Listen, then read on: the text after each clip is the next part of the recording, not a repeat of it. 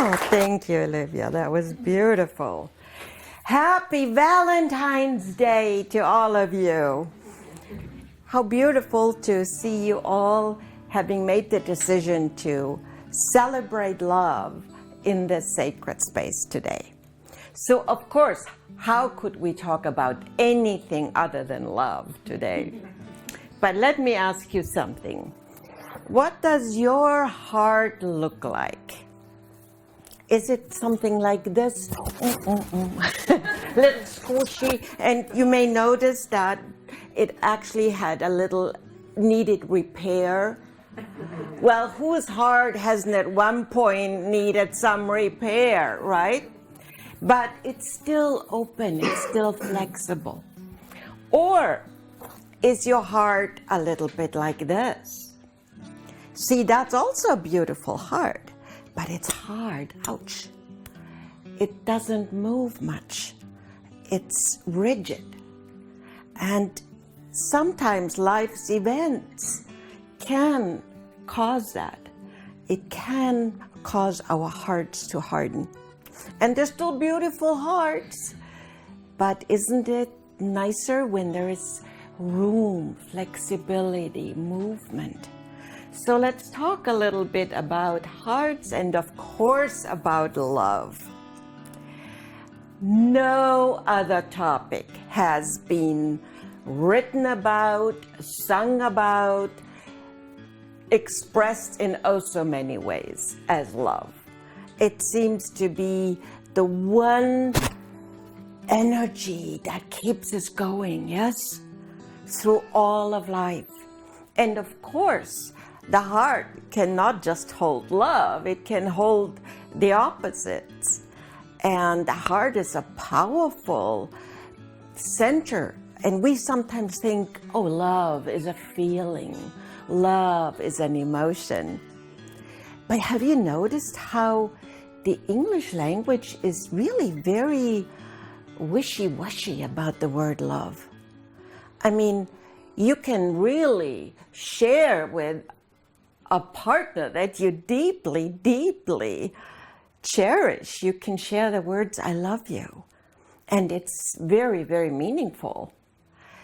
And we also say, oh, I love skiing, I love dancing. You pet your dog, I love you. And I bet you've even heard it once in a while when somebody will just use the words, I love you, almost like a goodbye. I love you, click, phone. Right? It's like, okay, we're done, get out of my space now. So it's really a very flexible expression. See, I'm German, and in German language, I could not say to my mother, ich liebe dich. She would go, huh?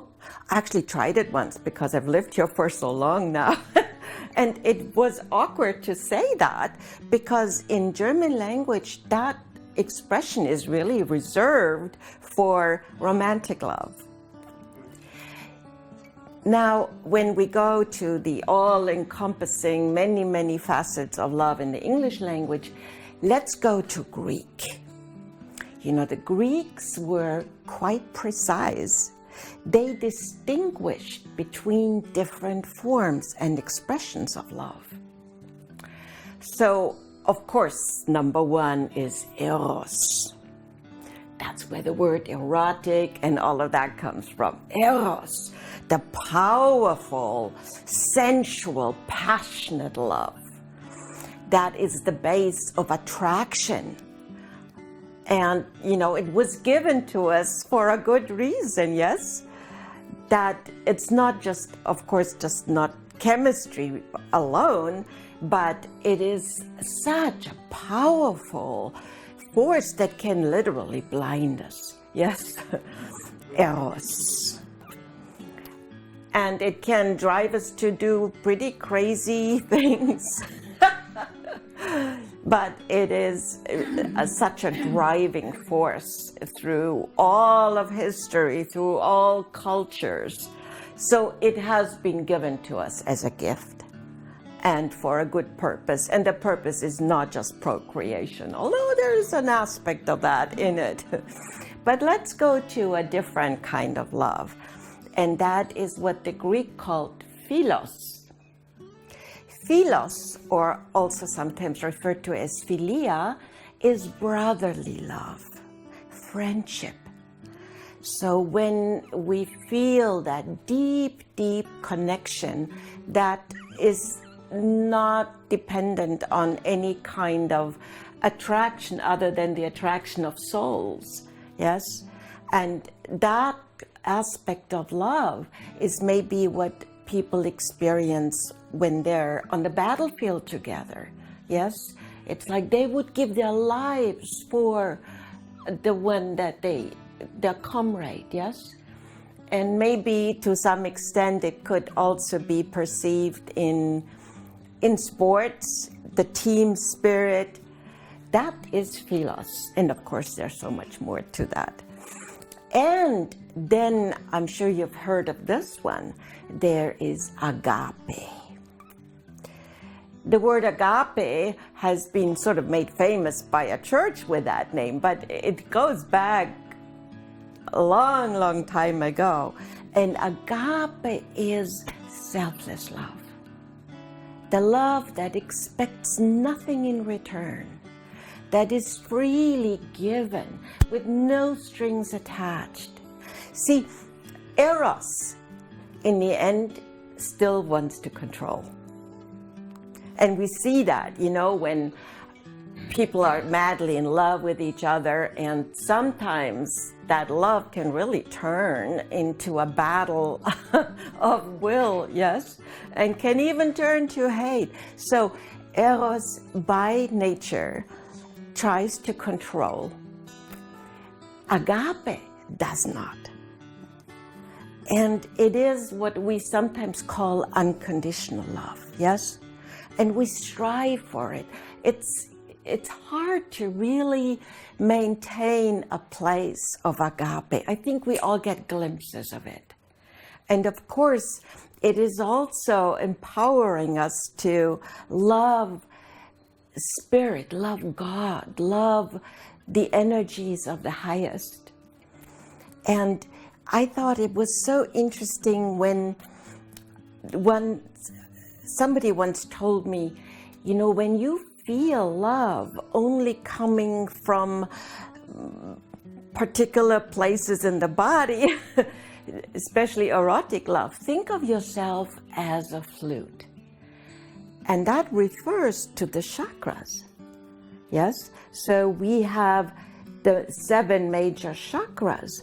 And what if we can, in order to make beautiful harmony, we bring that energy of love and experience it manifested throughout all the chakras. See, we can, in the first chakra, and you all know a bit about chakras. You know that they're gateways between the physical and the non-physical, and I'm not going to lecture about that. But suffice it to say that they are wheels of energy that when they're clogged, when they're blocked, then we're not in harmony. So think of yourself as this beautiful flute that makes the best music when all 7 wheels of energy or vortices are open. So in the first chakra at the base of the spine, that's where we can love Mother Earth, including even the foods we enjoy, to let them be really appreciated, healthy, saying a blessing when we eat, enjoying a sense of walking. Right now, it's so beautiful. Nature is awakening. The flowers are bursting out. So honor love by loving Mother Nature, and know that, of course, it's not all just in the first chakra. It goes through all. But when we realize where we can feel and cherish that energy, then we can experience the fullness and have a happy song of who we are. So second chakra, that is of course sexuality, and it is also creativity. How can you express love through creative expression? And that doesn't just mean you're going to be a painter and make a beautiful picture, although it could.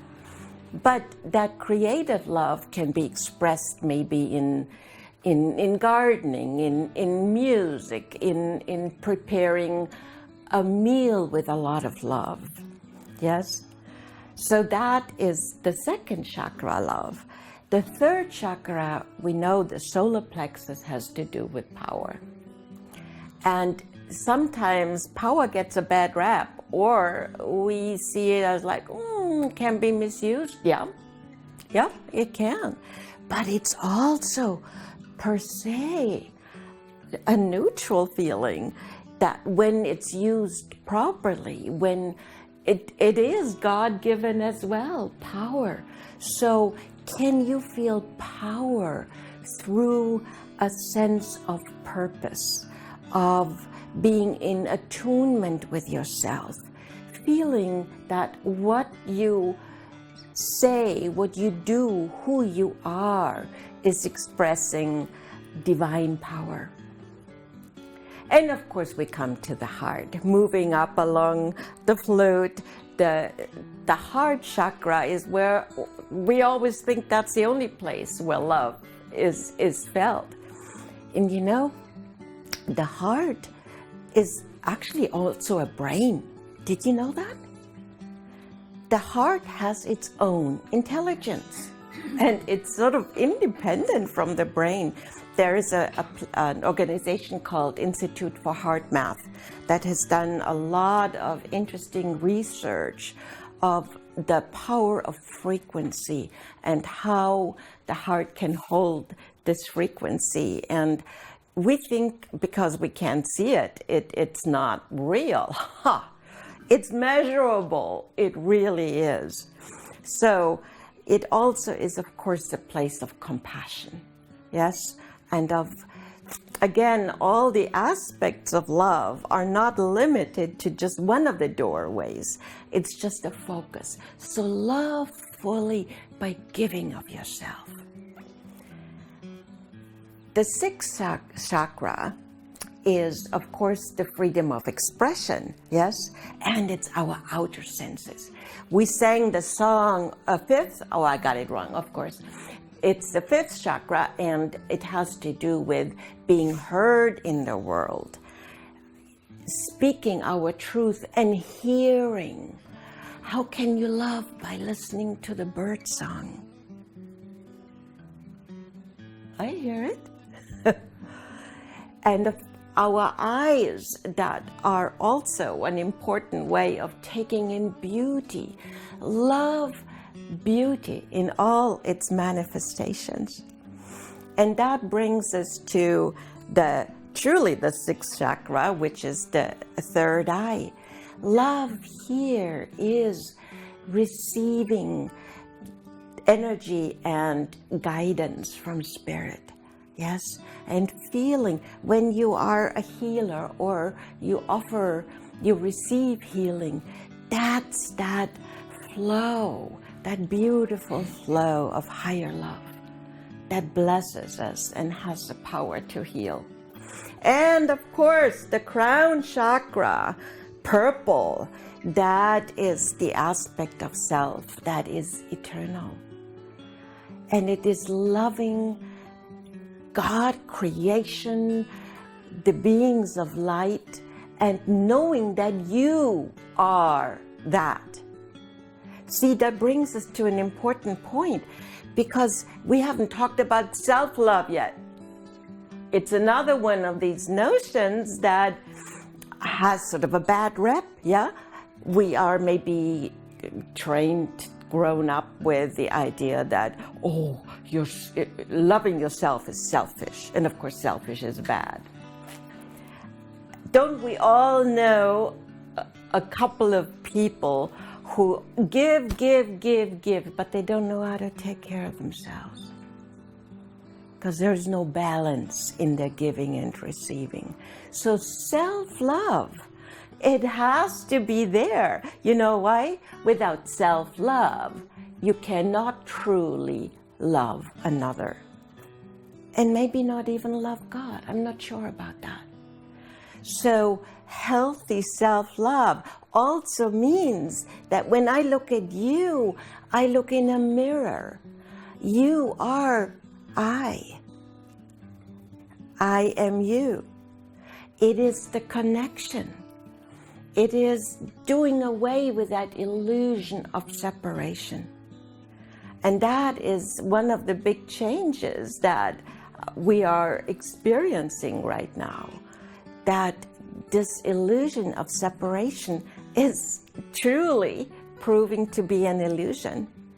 And we now know that we are connected, that when our brother, our sister suffers, so do we.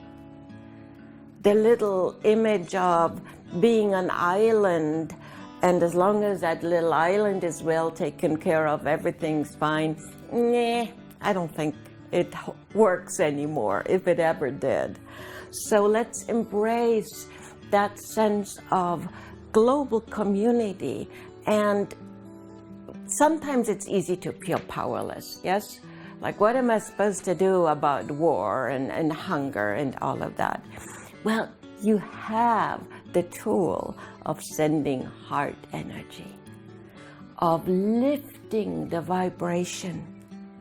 And when you take good care of yourself and your heart is happy, then you're also contributing to the greater good. Hey, that sounds like a win-win to me, doesn't it? If I really love what God has given me in this body temple that houses my eternal spirit, if I take good care of that and honor it through what I take in, including the images I expose myself to.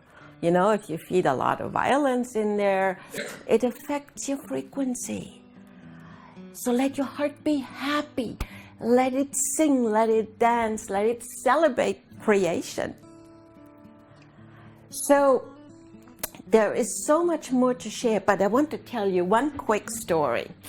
And it, in a way, illustrates the different kinds of love. It's a story from India, the story of Mahushna. So I'll read it. Here is a traditional story from India about the nature of a true lover.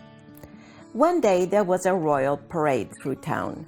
Mahushna, the village fool, saw the princess in the procession and fell in love at first sight. He became so intoxicated with his love for her that he did nothing but sing her praises all the time. Eventually, the king was told about it. There's somebody out there who won't quit singing your daughter's praises. He doesn't want anything else, and he doesn't think about anything else. Deeply touched, the king declared, I hereby issue a royal decree. All merchants must give this fellow whatever he wants. I'll pay the bill. I want to keep him alive. When they heard the news, a few unscrupulous young men started to imitate Mahushna. Singing the princess's praises, they would go to the merchants and ask for things, food, clothing, supplies, and they got what they asked for. But soon it got back to the king that there were 20, 30, now 40 men, all claiming to be Mahushna, all singing about the princess and all subsidized according to the king's decree. When the number of Mahushnas reached 100, the king finally said, this won't work. Send out a crier, make a national decree. Anybody singing my daughter's praises after dawn tomorrow will be beheaded. The next day, at the crack of dawn, there was only one voice singing her praises, Mahushna. That's the only lover there is, the one who doesn't care what the personal cost is. See, that shows all the facets of love, doesn't it? In that one little story, just goes all the way up to a sense of not caring for self anymore, but from a place of passion. See, passion isn't just limited to eros, and that is a point I really want to make. Passion is a power that can be present in everything we do, everything we are. So we don't have to limit passion to physical or sexual or erotic passion. We can be passionate about making this earth a better place, about making our unique contribution in that great big picture. So let's reclaim passion. And since it is, after all, Valentine's Day, maybe you can examine your heart a little and put the hard one to rest for a while. It may at one point come in handy, but right now, it doesn't have to be perfect. We can mend a broken heart, but it's still alive. Happy Valentine's!